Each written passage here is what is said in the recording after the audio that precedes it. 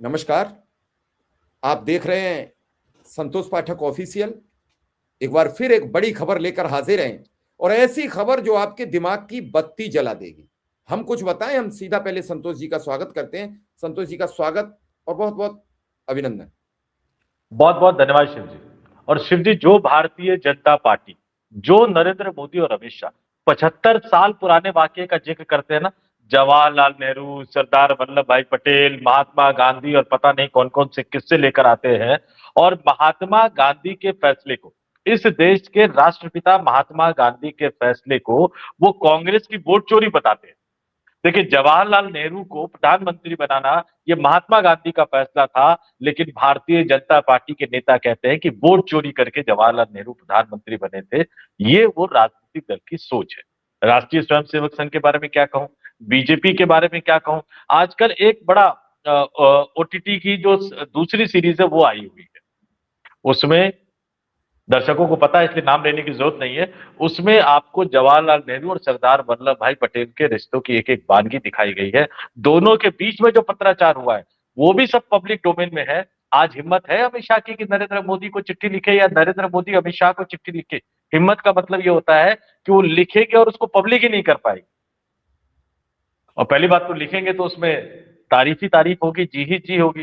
बाकी मंत्रियों की किसी की हिम्मत है राजनाथ सिंह पत्र लिख दे, या नितिन गडकरी पत्र लिख दे, और बाकी जो बहुत सारे उनके रत्न है, जो नवरत्न, चाहे विदेश मंत्री हो, चाहे पेट्रोलियम मंत्री हो, चाहे सूचना एवं प्रौद्योगिकी मंत्री हो, रेल मंत्री हो, किसी की हिम्मत नहीं है पत्र लिखने की। खैर, उसमें नहीं आते। तो जो 75 साल पुरानी बात कर रहे थे, वो 2025 में अपने नेताओं का सम्मान नहीं रख पाए। उन्होंने लालकृष्ण आडवाणी और मुरली मनोहर जोशी का नाम ही काटा।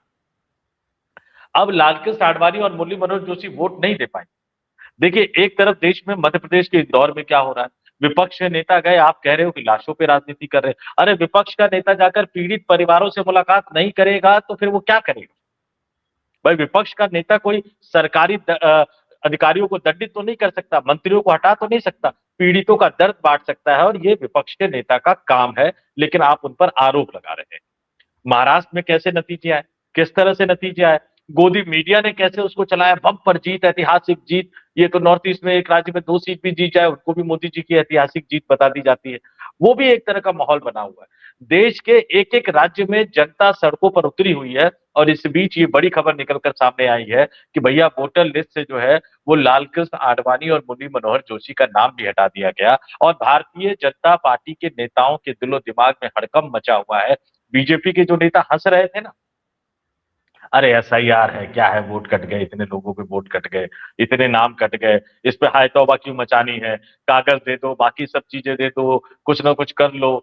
मजाक उड़ाते हुए नजर आ रहे थे लोगों की समस्या का। मनोज तिवारी याद है, नोटबंदी के समय एक गाना गाते हुए मजाक उड़ा रहे थे, और वो वीडियो बड़ा वायरल हुआ था, कुछ पत्रकार भी उनके साथ बैठे हुए थे।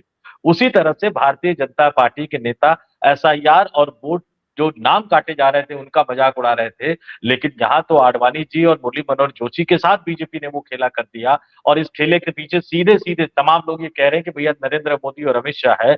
मुरली मनोहर जोशी और आडवाणी के साथ वो खेला कर दिया कि ये दोनों बेचारे कागज भी नहीं दे पाए, क्योंकि इनका परमानेंट ऐसी व्यवस्था कर दी गई है कि कागज देने की जरूरत ही नहीं पड़ेगी। और जिस व्यक्ति ने भारतीय जनता पार्टी की स्थापना की हो, जो व्यक्ति, ये दोनों नेता भारतीय जनता पार्टी के कई कई बार के अध्यक्ष रहे हो, और इन दोनों नेताओं ने भारतीय जनता पार्टी को आज तक के मुकाम पर पहुंचाने में एक बहुत महत्वपूर्ण भूमिका निभाई।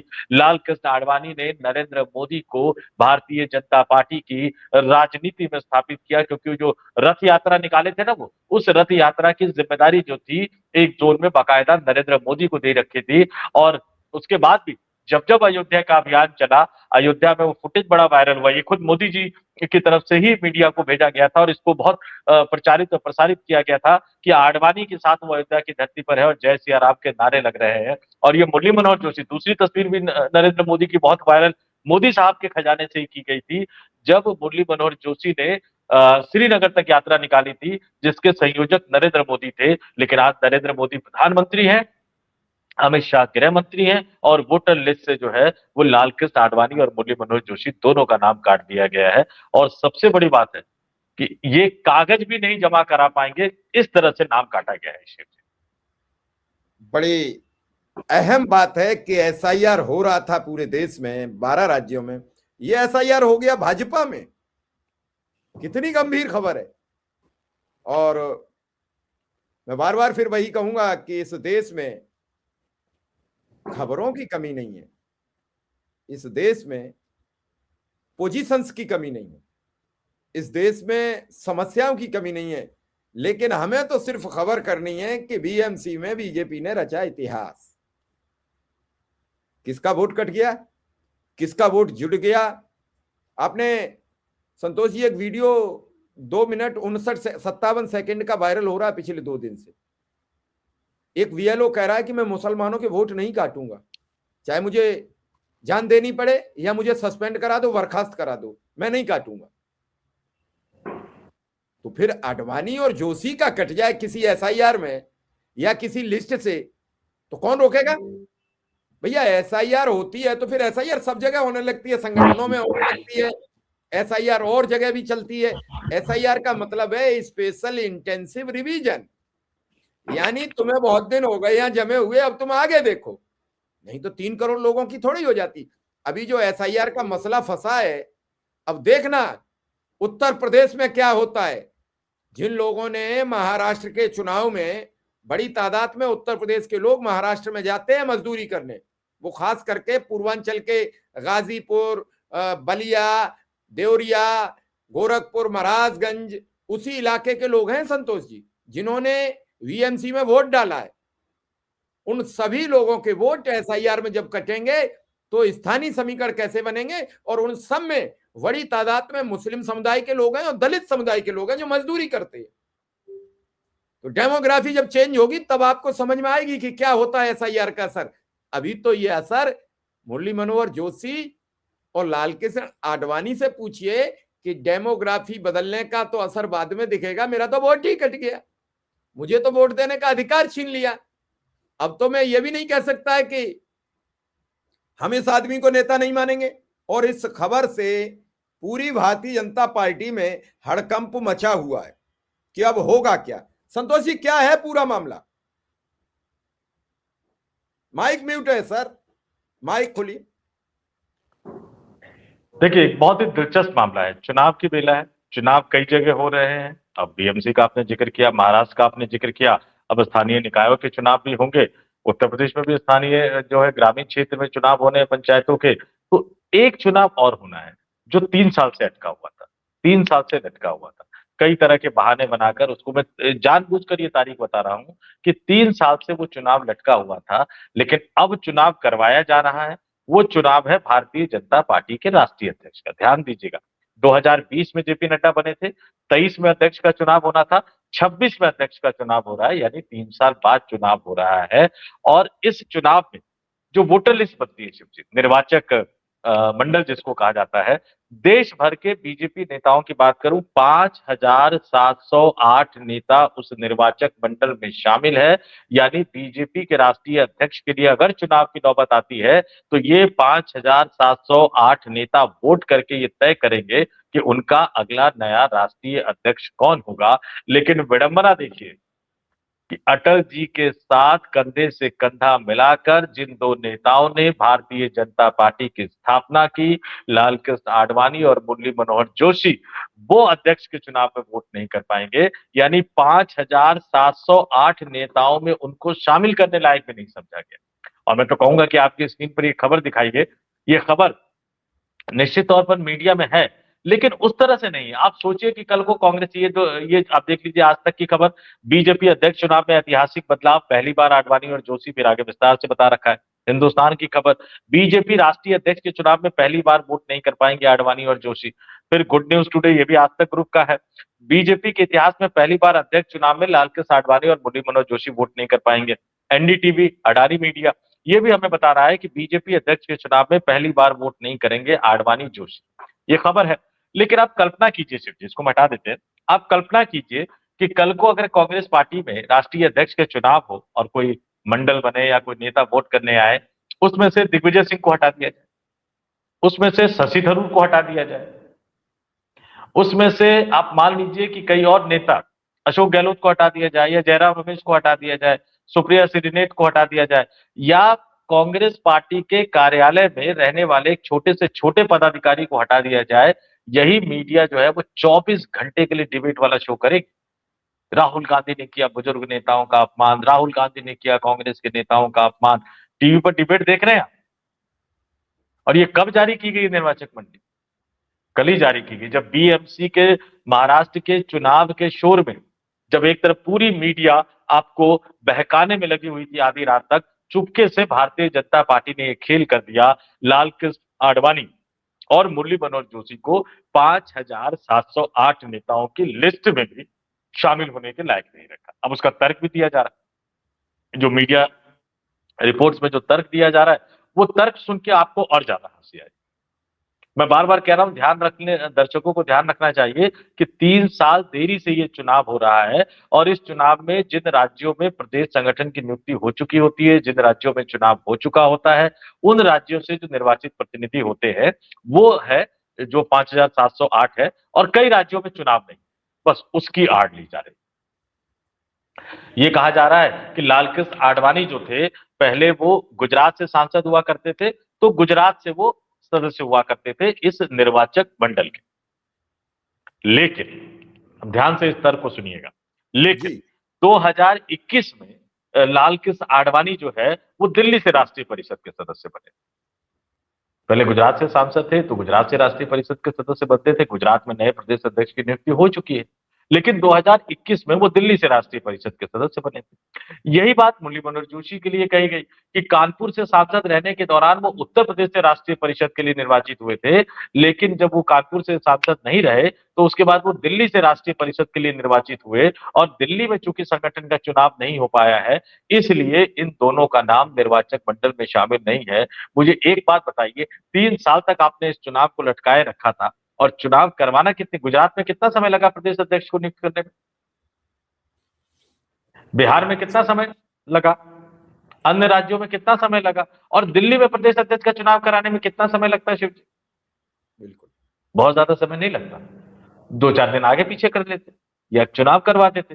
दिल्ली में कोई ऐसा तो नहीं कि आपकी सरकार, आपके मुख्यमंत्री कोई ऐसा बड़ा काम कर रही है कि वो इतने व्यस्त है कि दिल्ली में आप चुनाव ही नहीं करवा पा रहे हैं, क्योंकि आपकी मंशा नहीं थी चुनाव कराने, क्योंकि आपको लालकृष्ण आडवाणी और मुरली मनोहर जोशी का नाम काटकर एक संदेशा देना था, एक मैसेज देना था, और वो संदेशा देने की कोशिश में नरेंद्र मोदी और अमित शाह दोनों कामयाब हो चुके हैं, क्योंकि अब भारतीय जनता पार्टी के बड़े नेताओं के अंदर खलबली मच गई है कि भैया अब तक तो आडवाणी जी, जोशी जी मार्गदर्शक मंडल में शामिल थे, पता लगे कि उनको आने वाले जो लिस्ट होगी नए पदाधिकारियों को, उसमें मार्गदर्शक मंडल में शामिल रखा जाएगा कि भी नहीं रखा जाएगा, क्योंकि अब तो उनसे मार्गदर्शन लेने की जरूरत ही नहीं है। आपने वोटर लिस्ट से भी उनका नाम हटा दिया, पार्टी के राष्ट्रीय परिषद में भी आपने उनको नाम नहीं रखा, और वो पार्टी के राष्ट्रीय अध्यक्ष के चुनाव के चयन में कोई भूमिका नहीं निभा सकते। ये भारतीय जनता पार्टी के इतिहास में पहली बार आडवाणी और जोशी को इस तरह से किनारे कर दिया गया। तो अब कितने नेताओं को किनारे किया जाएगा, कितने नेताओं को अब उस मार्गदर्शक मंडल में, क्योंकि संख्या बढ़ानी है मार्गदर्शक मंडल की, तो उस मार्गदर्शक मंडल में भेजा जाएगा।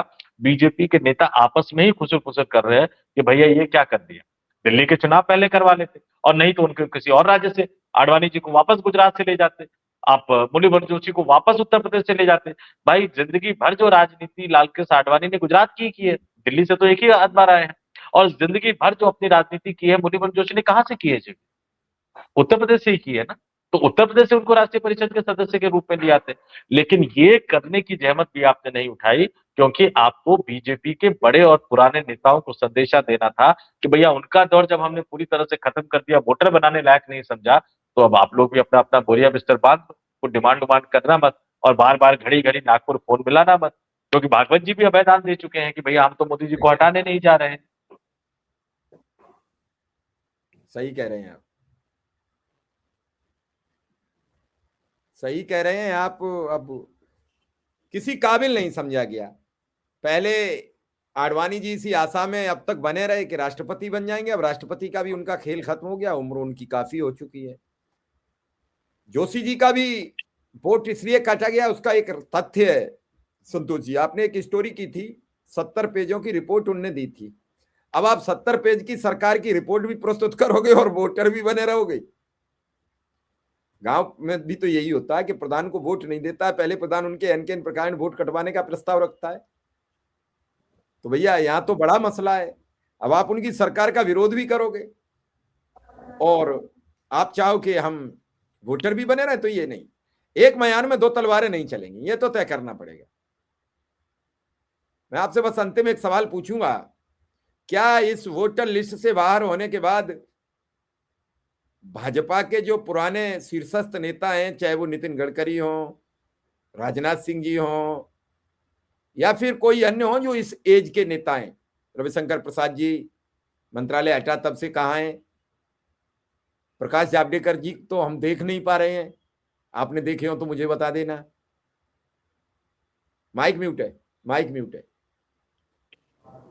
प्रकाश जावड़ेकर जी कल दिखे थे महाराष्ट्र में वोटिंग करते हुए, और जहां तक आपने ये अच्छी याद दिला दी कि भैया 70 पेजों की रिपोर्ट दी, प्रधानमंत्री मोदी की विदेश नीति, रक्षा नीति, आर्थिक नीति, पर्यावरण नीति, तमाम नीतियों को एक तरह से विफल बता दिया। और मुरली मनोहर जोशी केंद्र बिंदु बनते जा रहे हैं नरेंद्र मोदी से नाराज नेताओं के। तो ये आपने अच्छा याद दिला दिया कि ये एक बड़ी वजह हो सकती है उनका नाम काटने की। तो फिर अब 74 साल के राजनाथ सिंह भी, और जहां तक नितिन गडकरी की बात है, वो तो 2022 में ही जेपी नड्डा ने मोदी और शाह के कहने पर उनको संसदीय बोर्ड से बाहर निकाल दिया था। तो वो तो पहले बेचारे निकाले जा चुके हैं। राजनाथ सिंह की बारी इस बार है। हमने इससे पहले एक स्टोरी करी है कि संसदीय बोर्ड में अब वो रहेंगे नहीं, उनकी विदाई की तारीख एक तरह से तय हो गई है। तो वो एक खुंदक हो सकती है। लेकिन कुछ भी हो, मैं तो कहूंगा भारतीय जनता पार्टी के पुराने नेताओं को भी ये सोचना चाहिए कि भैया अब इस तरह की बेइज्जती कब बर्दाश्त करोगे। आज उनकी बारी है तो कल तुम्हारी बारी आएगी। या तो सब एकजुट होकर खड़े हो जाओ, या इसी तरह से एक एक करके जो है अपना त्याग करते रहो। और बीजेपी के एक दो नेताओं ने जो संगठन में है शिव जी, उन्होंने सोशल मीडिया पर लिखना भी शुरू कर दिया है। जिन जिनको ये मैसेज चला गया है कि भाई आपको विदा होना होगा, उन्होंने सोशल मीडिया पर एक संदेशा देना भी एक तरह से शुरू कर दिया है। तो बदलाव की बयार, बड़े बदलाव की बयार, पुराने नेताओं की विदाई। और मैं फिर कहूंगा कि अगर ऐसा ही कांग्रेस पार्टी में राहुल गांधी ने किसी भी एक नेता के साथ कर दिया होता, तो पिछले 48 घंटे से नोएडा के जो बहादुर सेनानी है वो टीवी की स्क्रीन तोड़ दिए होते। अभी हमारे दर्शकों को सोचना चाहिए कि भाई उन पे भरोसा करते हो, वो तो सरकार के दम पर चलते हैं, हम तो आपके दम पर चलते हैं। तो जनता अपनी मीडिया क्यों नहीं बनाती, ताकि हम उनके सामने उनकी खबरें और सही खबरें रख सके। और अपनी मीडिया बनाने के लिए तो थोड़ा सा आगे जनता को बढ़ना पड़ेगा। मैं बार बार उस तरह के शब्दों का इस्तेमाल नहीं करूंगा कि भाई आप आगे बढ़िए या सहयोग कीजिए या आप ज्वाइन कीजिए मेंबर के तौर पर। मैं तो सिर्फ इतना ही कहूंगा कि अपनी मीडिया बनाना चाहते हो, अपनी आवाज सुनना चाहते हो ना, अलग हटकर जो वाकई खबर है वो सुनना चाहते हो ना, तो भैया थोड़ा सा आगे बढ़ जाओ और जो कर सकते हो वो करो। बस इतना ही कहूंगा मैं। नमस्कार। जी संतोष जी, बड़ी महत्वपूर्ण आपने जानकारी दी है, दर्शकों को समझना चाहिए जब उनके वोट नहीं बचे तो आपके वोट क्या बचेंगे। इसी के साथ मैं आपसे विदा लूंगा कि आप जरूर बताएं कि वोट किसके बचेंगे। धन्यवाद, नमस्कार।